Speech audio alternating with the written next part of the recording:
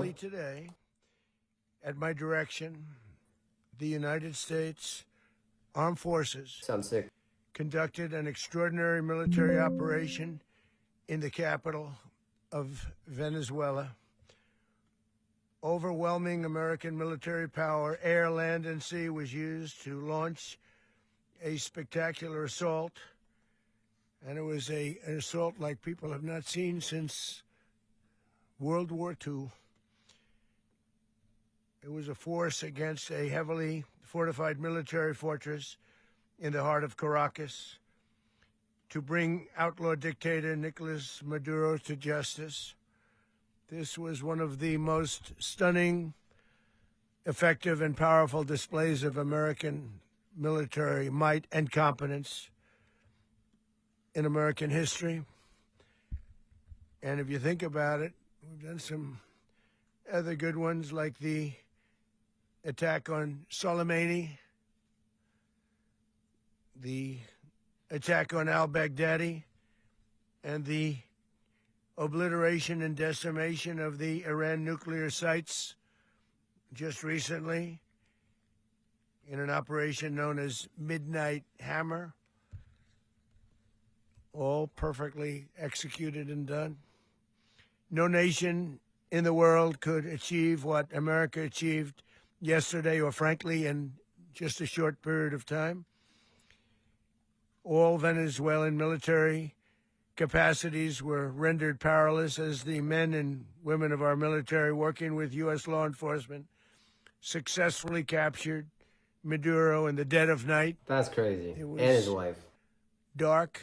The lights of Caracas were largely turned off due to a certain expertise that we have. It was dark and it was deadly. But captured along with his wife, Celia Flores, both of whom now face American justice. Damn. Maduro and Flores have been indicted in the Southern District of New York. It's Jay Clayton, for their campaign of deadly narco-terrorism against the United States and its citizens. I want to thank the men and women of our military who achieved such an extraordinary success overnight with breathtaking speed, power, precision, and competence. You rarely see anything like it. You've seen some raids in this country that didn't go so well. Yeah, An that's embarrassment. If you look back to Afghanistan, or if you look back to the Jimmy Carter days, they were different days. We're a respected country again, like never before. These highly trained warriors operating in collaboration with U.S. law enforcement caught them in a very ready position. They were waiting for us. They knew we had many ships out in the sea, just sort of waiting. They knew we were coming. So they were in what's called a ready position. And they But still they were messed up? completely overwhelmed and very quickly incapacitated. Damn. If you would have seen what I saw last night, you would have been very impressed. I'm not sure that you'll ever get to see it. That sucks. I want to see that. Incredible thing to see. Not a single American service member was killed, and not a single piece of American equipment was lost. How about many helicopters, Venezuelan many members? planes, many people involved in that fight. But think of that, not one piece of military equipment was lost, not one service member was, more importantly, killed. The United States military is the strongest and most fearsome military on the planet by far. That's With pretty capabilities badass, not and gonna skills our enemies can scarcely begin to imagine. We have the best equipment anywhere in the world. There's no equipment like what we have. And you see that even if you just look at the boats. You know, we've knocked out 97% of the drugs coming in by sea. 90%. Each boat kills on average, 25,000 people. We knocked out 97%. And those drugs mostly come from a place called Venezuela. We're going to run the country until such time as we can do a safe, proper, and judicious transition. So we don't want to be involved with having somebody else get in, and we have the same situation that we had for the last long period of years. True. So we are going to run the country until such time as we can do a safe, proper, and judicious The U.S. is going transition. to run And Venezuela? it has to be judicious, because that's what we're all about. We want peace, liberty, and justice for the great people of Venezuela, and that includes many from Venezuela that are now living in the United States and want to go back to their country. It's their homeland. We can't take a chance that somebody else takes over Venezuela that doesn't have the good of the Venezuelan people in mind. We've had decades of that. Yep. We're not going to let that happen. We're there now, and what people don't understand, but they understand as I say this, we're there now, but we're going to stay until such time as the proper transition can take place. So we're going to stay until Interesting. such time as we're going to run it, essentially, until such Yeah. time as a I'm glad he proper said it. transition can take place. He's not beating around As the bush. everyone knows, the oil business in Venezuela has been a bust, a total bust, for a long period of time. They were pumping almost nothing by comparison to what they could have been pumping and what could have taken place. We're going to have our very large United States oil companies, the biggest anywhere in the world, Which one? go So in, you can invest. spend billions of dollars, fix the badly broken infrastructure, the oil infrastructure, and start making money for the country. And we are ready to stage a second and much larger attack if we need to do so. So we were prepared to do a second wave if we needed to do so. We actually assumed that a second wave would be necessary, but now it's probably not. The first wave, if you'd like to call it that, the first attack was so successful, we probably don't have to do a second, but we're prepared to do a second wave, a much bigger wave, actually. This was pinpoint, but we have a much bigger wave that probably won't have to do. This partnership of Venezuela with the United States of America, a country that everybody wants to be involved with because of what we were able to do and accomplish, will make the people of Venezuela rich, independent, and safe. And it will also make the many, many people from Venezuela that are living in the United States extremely happy. They suffered. They suffered. So much was taken from them. They're not going to suffer anymore. The illegitimate dictator Maduro was the kingpin of a vast criminal network responsible for trafficking colossal amounts of deadly and illicit drugs into the United States. As alleged in the indictment, he personally oversaw the vicious cartel known as Cartel de las Solas, which flooded our nation with lethal poison, responsible for the deaths Which is of crazy countless Americans, that the many, many leader of a Americans, country hundreds of is thousands also over the years of the cartel Americans guy. died because of him. Actually, Maduro not and that his crazy. wife will soon face the full might of American justice and stand trial on American soil. And the wife, huh? Right now, they're on a ship. They'll be heading to ultimately New York, and then a decision will be made, I assume, between New York and Miami or Florida. Yeah. But we have people where the overwhelming evidence of their crimes will be presented in a court of law. And I've seen it. I've seen what we have. It's both horrible and breathtaking that something like this could have been allowed to take place. For many years after his term as president of Venezuela expired, Maduro remained in power and waged a ceaseless campaign of violence, terror, and subversion against the United States of America, threatening not only our people, but the stability of the entire region. And you all saw it. In addition to trafficking gigantic amounts of illegal drugs that inflicted untold suffering and human destruction all over the country, all over in particular the United States, Maduro sent savage and murderous gangs, including the bloodthirsty prison gang Tren de Aragua to terrorize American communities nationwide, and he did indeed. They were in Colorado. They took over I remember apartment that. complexes. They cut the fingers off people if they called police. They were Oof. brutal, but they're not so brutal now. And I just have to congratulate our military, Pete, and everybody, and our National Guard, Boy, on our, because the job that Donald they've Trump's done, left. whether it's in Washington, D.C., where we have a totally safe city, where it was one of the most unsafe cities anywhere in the world, frankly, and now we have no crime in Washington, D.C. We haven't had a killing. We had the terrorist attack a few weeks ago. A little bit of a different kind of a threat, but we haven't had a killing in a long period of time, 6, 7 months. We used to have two, What's with the on average, camera? 2 a week Yeah. in Washington, our capital. We don't have that anymore. The restaurants are opening. Everyone's happy. They're going, they're walking their daughters, they're walking their children, their wives. They walk to restaurants. Restaurants are opening all over Washington, D.C. So I want to thank the National Guard. I want to thank our military. And I want to thank law enforcement. Been amazing. And they should do it with more cities. We're doing it, as you know, and we're doing it in Memphis, Tennessee right now, and crime is down. We've just sort of started a few weeks ago, but crime is down now 77%.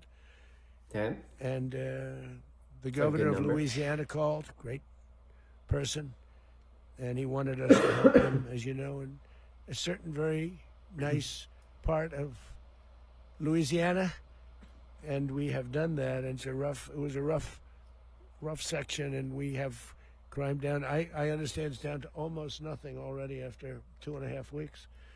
New Orleans, it's down to almost nothing. Beautiful. And we've only been there for 2.5 weeks. Can't imagine why governors wouldn't want us to help. We also helped, as you know, in Chicago, and crime went down a little bit there. We did a very small help because we had no working ability with the governor. No The governor was a assistance. disaster, and the mayor was a disaster. But it knocked down crime. But we're pulling out of there. When they need us, we'll know. You'll know. You'll be writing about it. And likewise, Los Angeles, where we saved Los Angeles early on, where the head of the police department made a statement that if the federal government didn't come in, we would have lost Los Angeles. That's long after the fires. That's when they had the riots in Los Angeles. We did a great job. Got no credit for it whatsoever, but that's okay. It doesn't matter. We don't need the credit. But we'll be pulling out when Just they wants to need mention us. it. They'll call, or we'll go back if we have to. We'll go back. But we did a great job in various cities.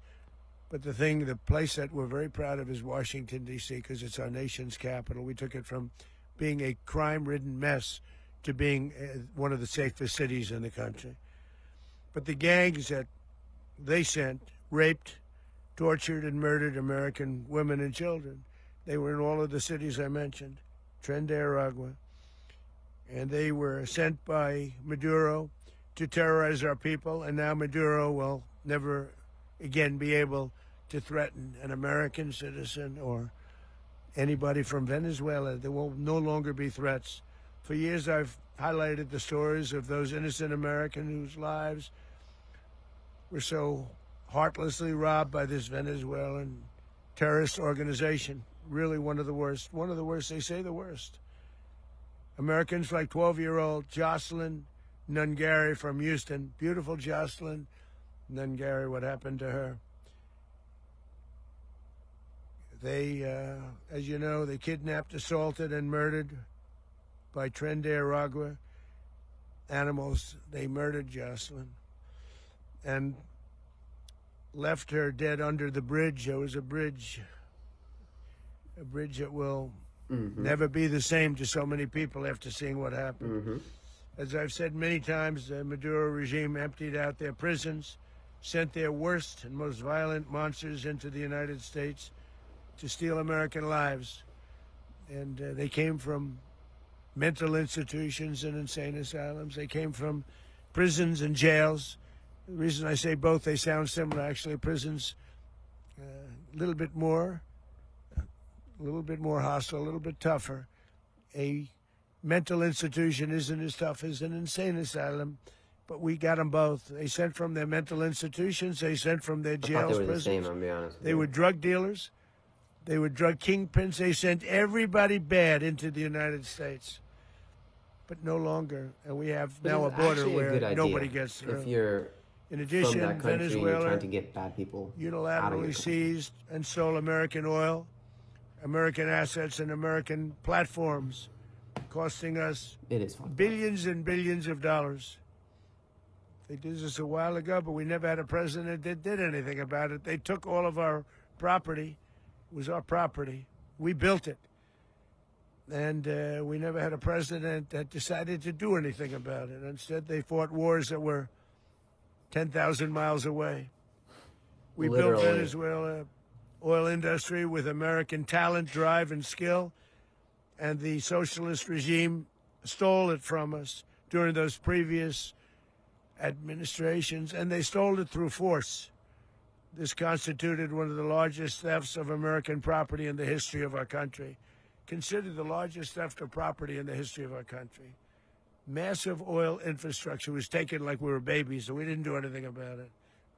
I would have done something about it. America will never allow foreign powers to rob our people or drive us back into and out of our own hemisphere. That's what they did. Furthermore, under the now deposed dictator Maduro, Venezuela was increasingly hosting foreign adversaries in our region and acquiring menacing offensive weapons that could threaten U.S. interests and lives. And they used those weapons last night. Potentially in league with the cartels see some operating video. along our border. All of these actions were in gross violation of the core principles of American foreign policy, dating back more than 2 centuries, and not anymore. All the way back, it dated to the Monroe Doctrines, and the Monroe Doctrine is a big deal, but we've superseded it by a lot, by a real lot. They now call it the Monroe Document. I don't know. It's Monroe Doctrine. We sort of forgot about it. It was very important, but we forgot about it. We don't forget about it anymore. Under our new national security strategy, American dominance in the Western Hemisphere will never be questioned again. Won't happen. So just in concluding, for decades, other administrations have neglected or even contributed to these growing security threats in the Western Hemisphere. Under the Trump administration, we are reasserting American power in a very powerful way in our home region. And our home region is very different than it was just a short while ago. The future will be, and we did this in my first term. We had great dominance in my first term, and we have far greater dominance right now. Everyone's coming back to us. The future will be determined by the ability to protect commerce and territory and resources that are core to national security. These are core to our national security. Just like tariffs are, they've made our country rich, and they've made our national security stronger than ever before. But these are the iron laws that have always determined global power, and we're going to keep it that way. We will secure our borders. We will stop the terrorists. We will crash the cartels, and we will defend our citizens against all threats, foreign and domestic. Other presidents may have lacked the courage or whatever to defend America, but I will never allow terrorists and criminals to operate with impunity against the United States. This extremely successful operation should serve as warning to anyone who would threaten American sovereignty or endanger American lives. Very importantly, the embargo on all Venezuelan oil remains in full effect. The American Armada remains poised in position, and the United States retains all military options until United States demands have been fully met and fully satisfied. All political and military figures in Venezuela should understand what happened to Maduro can happen to them, and it will happen to them Damn. if they aren't That's a just threat. fair, even to their people. The dictator and terrorist, Maduro, is finally gone in Venezuela. People are free. They're free again. It's been a long time for them, but they're free. America is a safer nation. This morning, it's a prouder nation this morning because it didn't allow this horrible person and this country that was doing very bad things to us. It didn't allow it to happen. And the Western Hemisphere is right now a much safer place to be. So I want to thank everybody for being here. I want to thank General Raisin Kane. He's a fantastic man. I've worked with a lot of generals.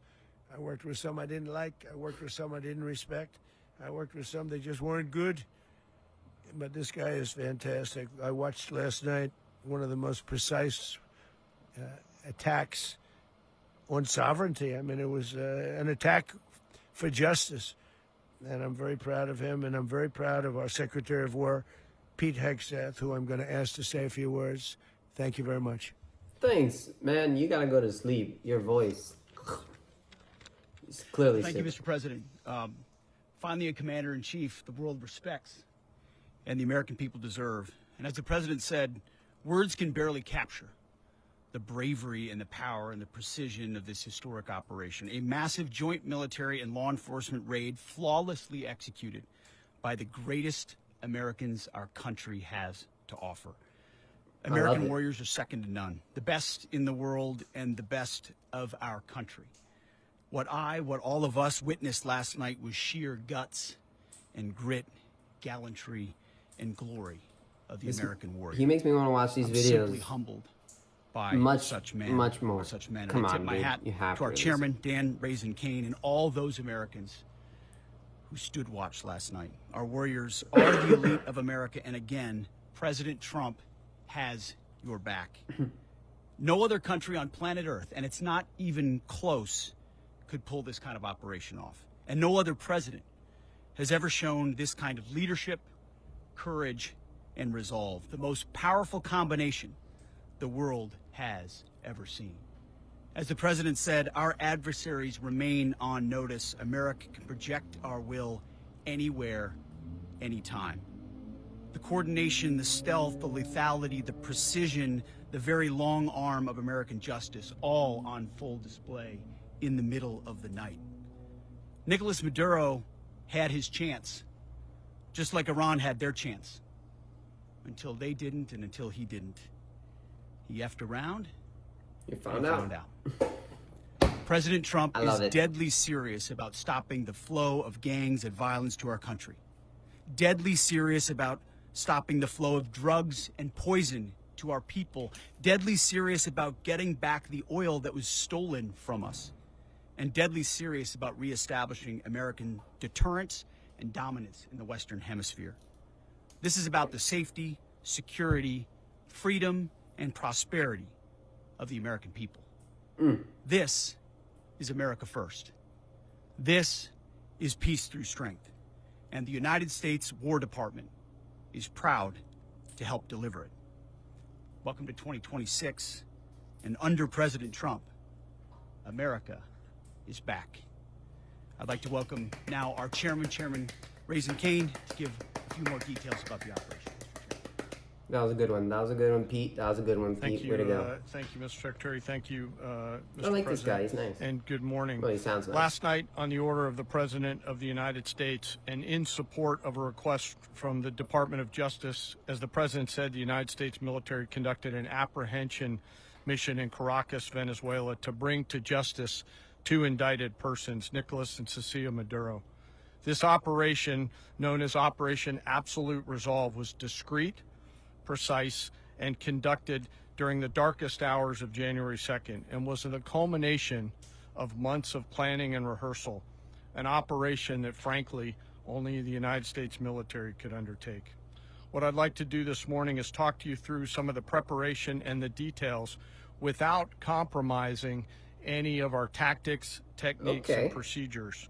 There is always a chance that we'll be tasked to do this type of mission again. Oh, that makes sense. Our interagency work began months ago and built on decades of experience of integrating complex air, ground, space, and maritime operations.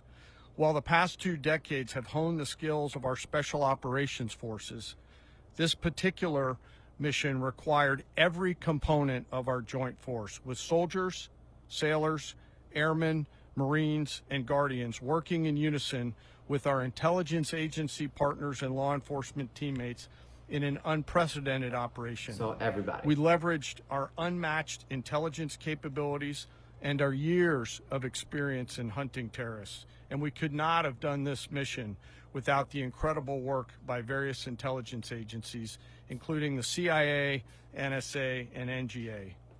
We watched, we waited, we prepared, we remained patient and professional.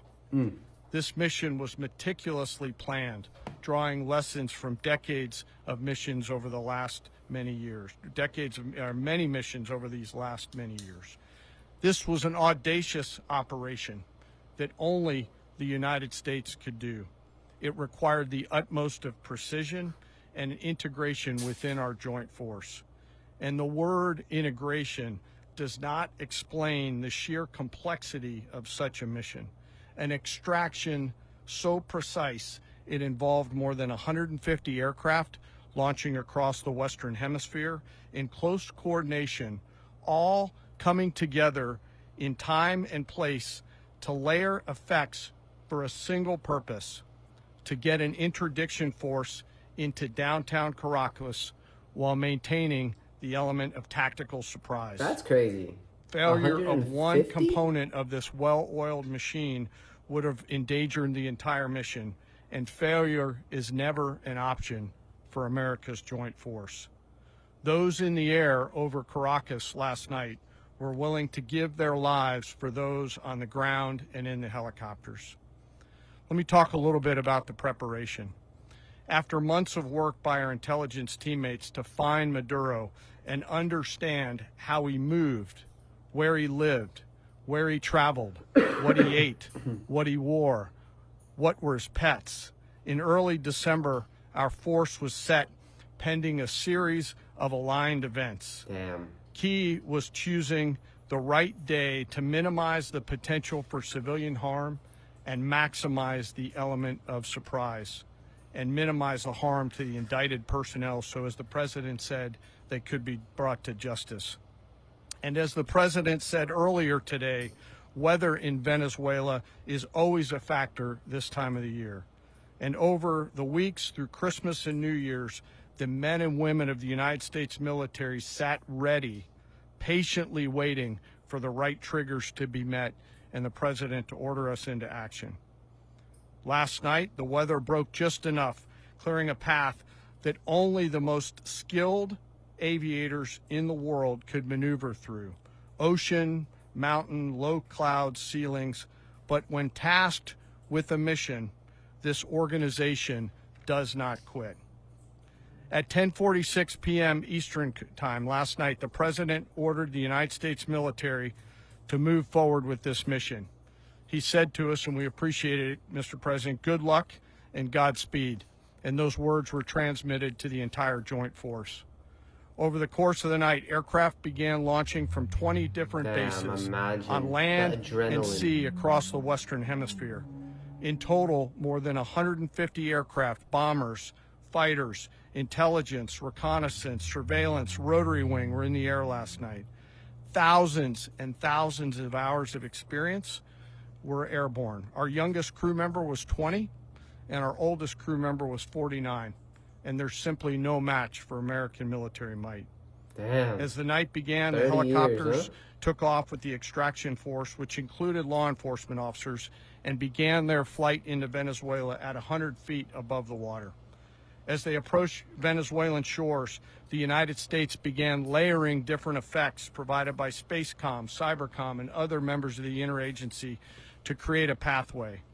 Overhead, those forces were protected by aircraft from the United States Marines, the United States Navy, the United States Air Force, and the Air National Guard. The force included F-22s, F-35s, F-18s, EA-18s, E-2s, B-1 bombers, and other support aircraft, as well as numerous remotely piloted drones. As the force began to approach Caracas, the Joint Air Component began dismantling and disabling the air defense systems in Venezuela, employing weapons to ensure the safe passage of the helicopters into the target area. The goal of our air component is, was, and always will be to protect the helicopters and the ground force and get them to the target and get them home. As the force crossed the last point of high terrain where they'd been hiding in the clutter, we assessed that we had maintained totally the element of surprise. As the helicopter force ingressed towards the objective at low level, we arrived at Maduro's compound at 1:01 a.m. Eastern Standard Time, or 2:01 a.m. Caracas local time, and the apprehension force descended into Maduro's compound and moved with speed, precision, and discipline towards their objective and isolated the area to ensure the safety and security of the ground force while apprehending the indicted persons. Damn. On arrival into the target area, the helicopters came under fire, and they replied with that fire with overwhelming force in self-defense. One of our aircraft was hit but remained flyable, and as the president said earlier today, all of our aircraft came home, and that aircraft remained flyable during the rest of the mission. As the operation unfolded at the compound, our air and ground intelligence teams provided real-time updates to the ground force, ensuring those forces could safely navigate the complex environment without unnecessary risk. The force remained protected by overhead tactical aviation. Maduro and his wife, both indicted, gave up and were taken into custody by the Department of Justice, assisted by our incredible U.S. military with professionalism and precision. Kidnapped by America from the with no loss of U.S. life. After securing the indicted persons, the force began to prep for departure. Helicopters were called in to exfiltrate the extraction force, while fighter aircraft and remotely piloted aircraft provided overhead coverage and suppressive fire. There were multiple self-defense engagements as the force began to withdraw out of Venezuela. The force successfully exfiltrated and returned to their afloat launch bases, and the force was over the water at 3:29 a.m. Eastern Standard Time with indicted persons on board. And both Maduro and his wife were embarked aboard the USS Iwo Jima. Damn. In closing, what we've witnessed today is a powerful demonstration of America's joint force. We think, we develop, we train, we rehearse, we debrief, we rehearse again and again, not to get it right, but to ensure that we cannot get it wrong.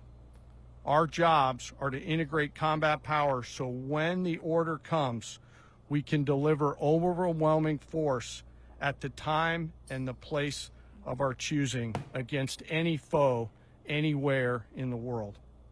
I am immensely proud today of our joint force and filled with gratitude to represent them here today.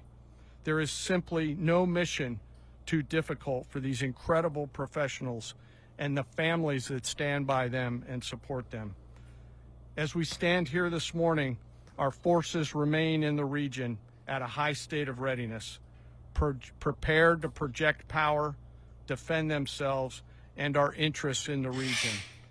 This operation is a testament to the dedication and unwavering commitment to justice and our resolve to hold accountable those who threaten peace and stability. In closing, I want to express my heartfelt gratitude to the brave men and women who executed this mission. Their courage and tireless commitment to our nation are what makes us strong. Thank you, Mr. Secretary, and thank you, Mr. President. I like that he described and well, I don't have much to add gave to what you've me heard now, other than the picture following at points. least. Nicolas Maduro was indicted in 2020 in the United States. Okay. He is not the legitimate president of Venezuela. That's not just us saying it. The first Trump administration, the Biden administration, the second Trump administration, none of those three recognized him. He's not recognized by the European Union and multiple countries around the world. He is a fugitive of American justice with a $50 million reward, which I guess we saved $50 million. And Make sure. yeah, exactly. But Don't let anybody claim it. But I want to be clear about one thing. Nicolas Maduro had multiple opportunities to avoid That's this. funny. He was provided multiple very, very, very generous offers and chose instead to act like a wild man, chose instead to get around. And the result is what we saw tonight. The other message here is the following. You have a guy, like many people around the world, they like to play games. You have a guy who decides he's going to invite Iran into his country, is going to, do the confiscation of American oil companies, is going to flood our country with gang members, is going to take Americans prisoner and try to hold them for hostage and trade them like he was able to do with the Biden administration. Basically likes to play games all this time and thinks nothing's going to happen. And I hope what people now understand is that we have a president. The 47th president of the United States is not a game player. When he tells you that he's going to do something, when tells you he's going to address a problem, he means it. He actions it. I can tell you, I've watched this process now for 14, 15 years, been around it. Everybody talks. I'm going to do this. I'm going to do that. When I get there, we're going to do this. We're going to take. This is a president of action. Like, I don't understand yet how they haven't figured this out. And now, if you don't know, now you know. Because this is the way it's going to play out. And I think people need to understand that this is not a president that just talks and does letters and press conferences. And, if he says he's serious about something, he means it. And this is something that was a direct threat to the national interest of the United States. And the president addressed it. There's a president of peace, by the way. I told you what I just said earlier. This guy had multiple opportunities to find his way somewhere else and figure out another. He could have been living somewhere else right now, very happy. But instead, he wanted to play big boy. And so now, he's got other sets of problems on his hands. And but I think the message here should be for the world. Look, the president doesn't go out looking for people to pick fights with. He's not generally wants to get along with everybody. We'll talk and meet with anybody. But don't play games. Don't play games with this president's in office because it's not going to turn out well. I like that. And so I hope that, You can't play games. I guess that lesson was learned last night, and we hope it'll be Beautiful. instructive moving forward.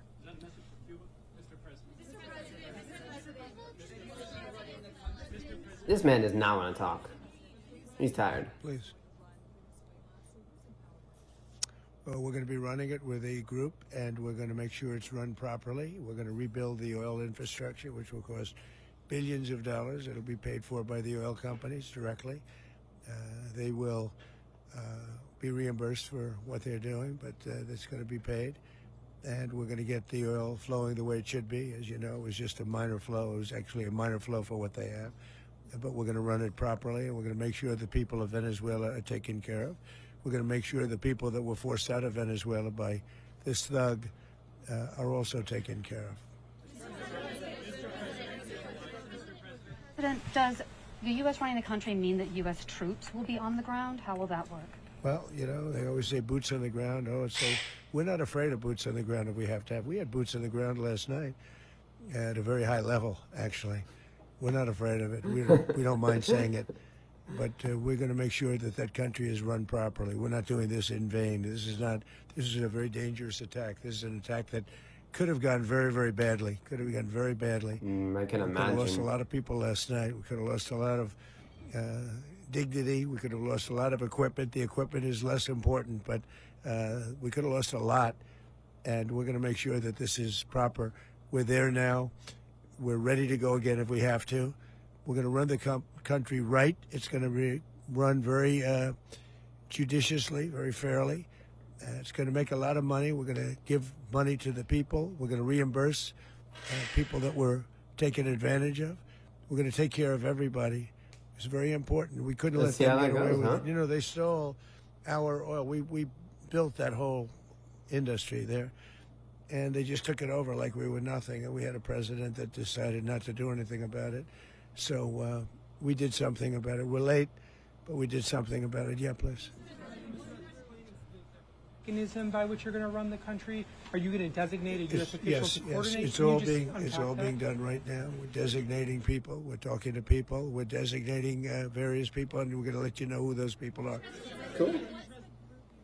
Would run Venezuela. Well, it's largely going to be for a period of time the people that are standing right behind me. We're going to be running it. We're going to be bringing it back. It's a dead. it's gonna be talk about a dead country. P A year and a half ago, we were Marco, a dead country. all Now those we're people are going to be running the Venezuela? hottest country anywhere in the world. We're a country doing better than any country anywhere in the world, and it required leadership. Venezuela has a lot of bad people in there, a lot of bad people that shouldn't be leading. We're not going to take a chance that one of those people take over for Maduro. So you can look at, and others, we have fantastic people, including people in the military.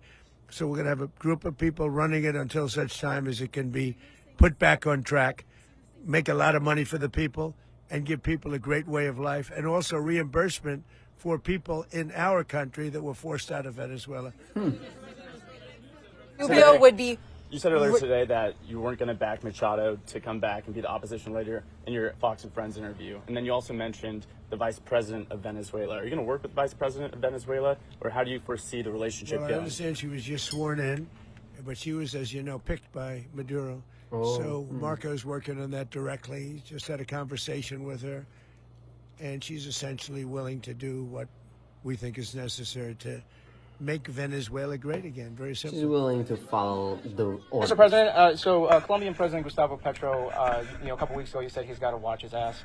And today he said he's not concerned about anything happening to him in the aftermath of this operation. So just what your message is about he that. has cocaine mills. He has factories where he makes cocaine. And, yeah, I think I stick by my first statement. He's making cocaine. They're sending it into the United States. So he does have to watch his ass. Mr. President, did you notify any members of Congress in advance? Marco, do you want to talk about that? Because you were involved in it. Sure. We called members of Congress immediately after. This was not the kind of mission that you can do congressional notification on. It was a trigger-based mission in which conditions had to be met night after night. We watched and monitored that for a number of days. So it's just simply not the kind of mission you can call people and say, hey, we may do this at some point in the next 15 days. But it's largely a law enforcement function. Remember, at the end of the day, at its core, this was an arrest of 2 indicted fugitives of American justice, and the Department of War supported the Department of Justice in that job. Now, there are broader policy implications here, but it's just not the kind of mission that you can pre-notify because it endangers the mission. Okay, I get that. Plus, if I could add one thing to that, Congress has a tendency to leak. This would not be good. Yeah. If they leaked, General, I think That's it would what I have was been thinking maybe a too. very different result. But I have to say, they knew we were coming at some point, you know. A lot of ships out there, they sort of knew we were coming. We went through. But Congress will leak, and we don't want leakers. Traitors. People to watch this all play out live. What was Maduro doing when the U.S. forces entered what I assume would be his home? And also, was there any point where the U.S. was considering if Maduro pushed back or resisted killing Maduro? It could have happened. It could have happened. He was trying to get into a safe place. You know what a safe place is? All steel. Underground or something. And he wasn't able to make it to the door because our guys were so fast. They went through the opposition so fast. And there was a lot of opposition. You know, people were wondering, do we get them by surprise? Sort of surprised, but they were waiting for something. It was a lot of opposition. There was a lot of gunfire. You saw some of it today. But he was trying to get to a safe place, which wasn't safe because we would have had the door blown up in about 47 seconds, they say on average, regardless of how thick the steel was. He said 47 because he was the heavy door, 47th but president. he was unable to get to that door. He made it to the door. He was unable to close it. Go ahead, finish. To be in the time being right now, do you know his exact Well, whereabouts? eventually, ultimately, in the near future, he's going to be brought to New York. And where is he going to be held? Where is he going to be held in New York? Do you know? That's going to be up to the officials that do these things. Mr. I President, wouldn't tell you that right now. the U.S. has something of a mixed track record of ousting dictators without necessarily a plan for what comes afterwards. Not with Did me. that weigh- Yeah, no, Well, that's why sure. we had different presidents, but with me, that's not true. With me, we've had a perfect track record of winning. We win a lot, and we win. If you look at Soleimani, you look at al-Baghdadi, you look at the Midnight Hammer. Midnight Hammer was I remember that. incredible. Right now, you wouldn't have peace in the Middle East. We have essentially peace in the Middle East because of that. If we weren't successful with Midnight Hammer, you wouldn't have peace in the Middle East. So, with me, you've had a lot of victory. You've had only victories. You've had no losses. Yeah.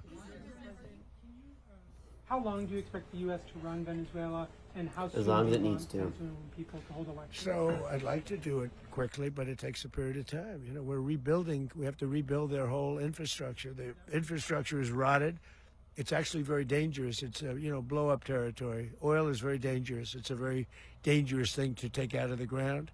It can kill a lot of people. It has killed a lot of people doing just that. The infrastructure is old. It's rotted. much of it is stuff that we put there 25 years ago, and we're going to be replacing it. And we're going to take a lot of money out so that we can take care of the country. Yeah. Are you saying that Secretary Rubio and Mr. President, China, Russia, and Iran have interests in Venezuela. How does this operation affect your relationships with them when it comes to China and Russia? Well, Russia when we get things straightened out. But in terms of other countries that want oil, we're in the oil business. We're going to sell it to them. We're not going to say we're not going to give it to them.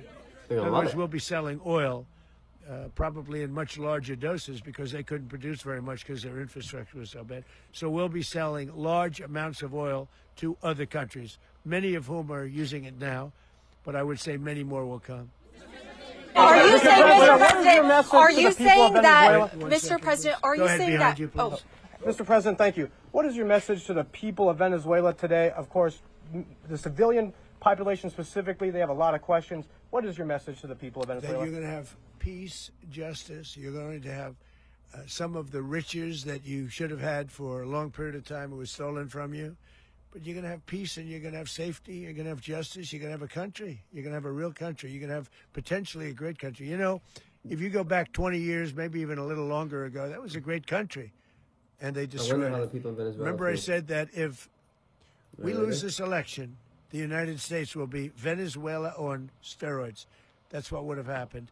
Had we lost the election, the 2024 election, we suffered so badly. When you look at the border from 2020, what they did, what Joe Biden administration did to our country should never be forgotten. But if we had to go through another year of that, we would be exactly where Venezuela was in terms.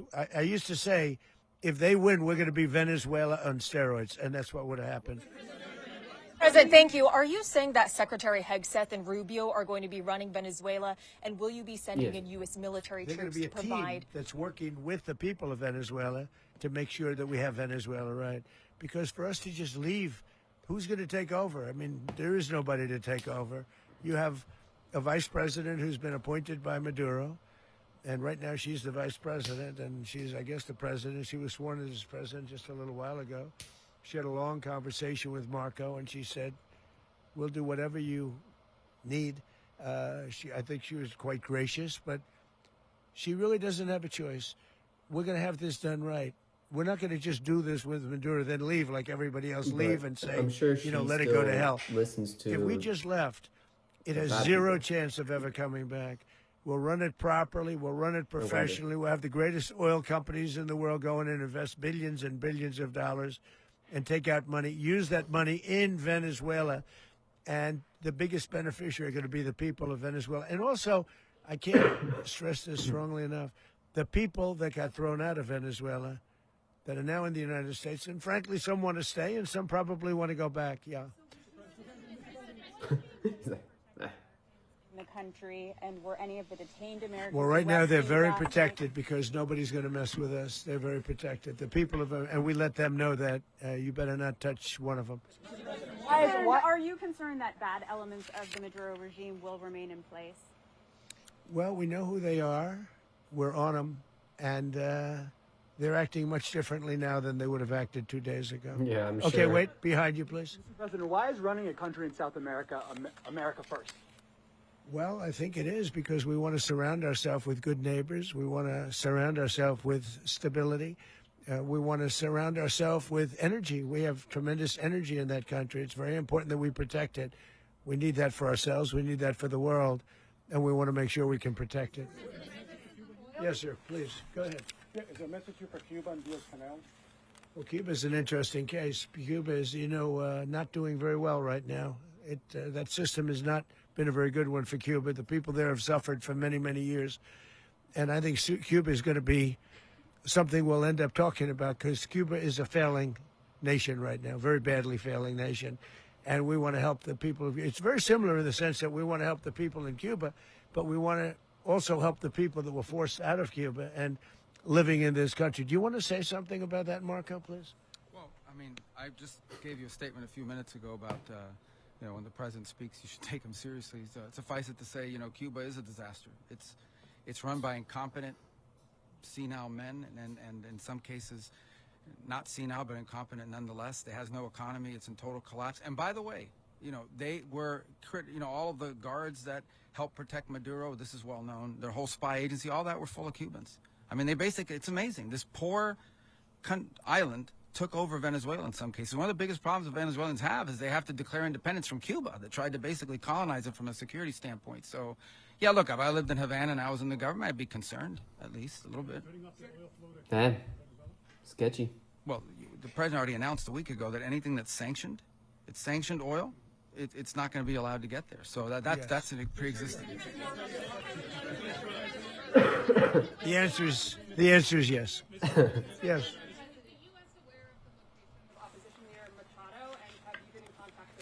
No, we haven't. No, we haven't. Mr. President. Mr. President, on Monday. Oh, I think it would be very tough for her to be the leader. She doesn't have the support within or the respect within the country. She's a very nice woman, but she doesn't have the respect to be the Mr. leader. President, is it possible that the U.S. ends up administrating Venezuela for years? Well, it won't cost us anything because the money coming out of the ground is very substantial, so it's not going to cost us anything. We will. Well, we want safety there. We want to be surrounded by countries that aren't housing all of our enemies all over the world. That's what was happening, and you don't want to have that. But we're going to be rebuilding, and we're not spending money. The oil companies are going to go in. They're going to spend money. We're going to take back the oil that, frankly, we should have taken back a long time ago. A lot of money is coming out of the ground. We're going to get reimbursed for all of that. We're going to get reimbursed for everything that we spend. So it's going to be a very important. This is a very big evening that took place last night. We have to be surrounded by safe, secure countries, and we also have to have energy. Very important. We have to have energy that's real energy, not where they're getting 4% and 5% of the energy out of the ground. You take a look. It was such a disaster. So what's going to happen with Venezuela, I think, over the next period of a year, is going to be a great thing, and the people of Venezuela will be the biggest beneficiaries. I like it. Going to send in U.S. military. Mr. President, thank you. What did you last speak to Maduro about when you spoke? And is the Well, US I don't want to get into the Venezuela? conversations, but I did have conversations with him, and I said, you got to surrender. And I actually thought he was pretty close to doing so, but now he wished he did, yeah. I'm sure he did. You said that you recently pardoned the former president of Honduras who was convicted for many drug trafficking. Can you explain how these two situations are different? And would you ever pardon Maduro? I endorsed, as you know, the winning president, the man who won in Honduras. I endorsed the man who won in Chile. I endorsed the man who won in Argentina. And we are doing very well with that whole group. What the man that I pardoned was, if you could equate it to us, he was treated like the Biden administration treated a man named Trump. That didn't work out too well for them. This was a man who was persecuted very unfairly. He was the head of the country. He was persecuted very unfairly. And there are a number of them. And we felt that it was a very unfair situation that happened to him. He's also a party member of the man who won. So obviously the people liked what I did. And one of the reasons that was done is because of the fact that the party in power felt very strongly that that man was treated very badly. I studied it very quickly, and then I studied it in great detail. I went to a lot of the people standing behind me, and they felt that that man was persecuted and treated very badly. That's why I gave him a pardon. You referenced boots on the ground earlier. Can you just sort of button this up? Do you envision the U.S. military having a presence in Venezuela as the U.S. runs that country? No, we're going to have a presence in Venezuela as it pertains to oil, because we have to have, we're sending our expertise in. So you may need something, not very much. But no, we're going to be taking out a tremendous amount of wealth out of the ground. And that wealth is going to the people of Venezuela and people from outside of Venezuela that used to be in Venezuela. And it goes also to the United States of America in the form of reimbursement for the damages caused us by that country. So I want to thank you all very much. Thank you. Do you have one? Yes, please. You were so nice before. I'm going to give you the final question. Thank you, Mr. Unless President. it's a bad question, in It's which about case I'll Putin. go one word. It's about who? It's about Putin, if you want. About Putin. Well, Okay. that's always nice You had a to phone. talk about Putin. You had a phone call with him on Monday. Did he talk at all about Maduro? Did y'all talk about this? No, we didn't. We never spoke about Maduro. Are you mad at him right now? I mean, there's this I'm not thrilled with Putin. I'm not thrilled with Putin. He's killing too many people. I thought that would be so. I settled 8 1/4 war. You know what the 1/4 was? Thailand and Cambodia. I did it again. They broke out, and I did it in about 5 hours, and I settled it. I'm giving myself 1/4, so I'm up to now 8 1/4. In other words, I settled the war, but then they did that out one twice. A pretty bad breakout over the last 4 days. I got them to go back to peace, so I only give 1/4. I thought the easiest one would be, one of the easier ones would be Russia, Ukraine. Yeah, he did. It's not, and they both have done some pretty bad things. And look, that's Biden's war. That's not my war. But I want to stop the lives. Did you see where last month, 30,000, it was 27,000 the month before. 30,000, mostly soldiers, were killed this last month. 30,000. I want to stop that. That's a lot, actually. That's a lot. I got NATO to pay 5% instead of the 2% that they weren't paying. They weren't paying 2, now they pay 5.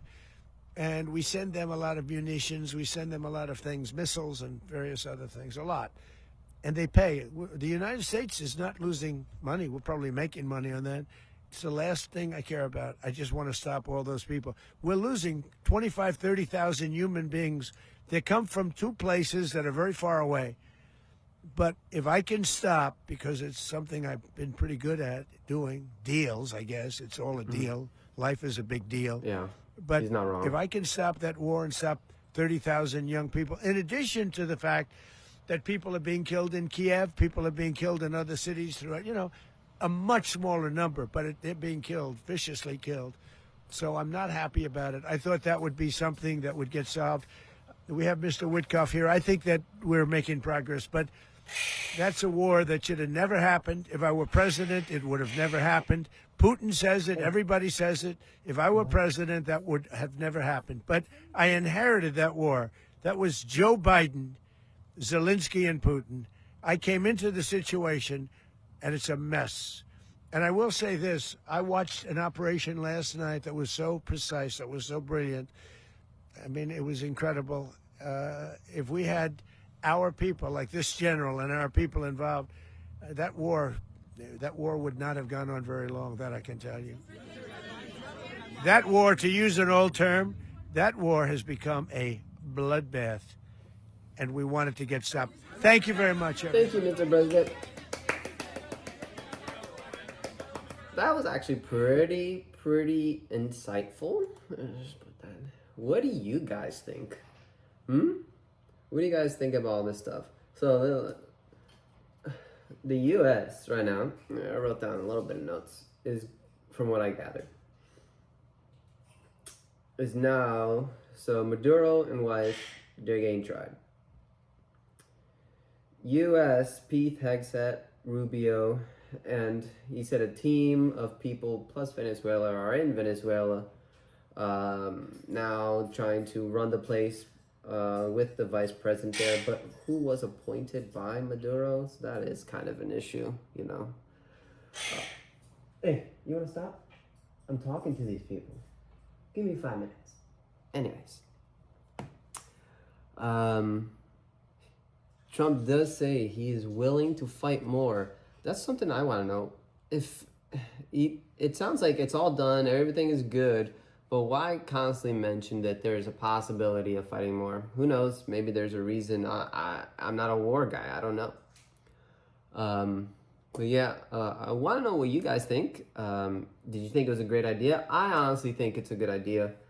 I know it's not in our country. I know it's, South America. It's not us. It's not even like directly our neighbor, like Canada or Mexico or something like that. Sorry. But, that country is sending, drugs, people that are a bad influence, bad actors into the country that are harming and killing Americans. So to do that, I think was good. And what Marco said is that it's not like it's just a random, they just went to another country and took people. They were indicted in 2020, I think he said, 2022, somewhere around there.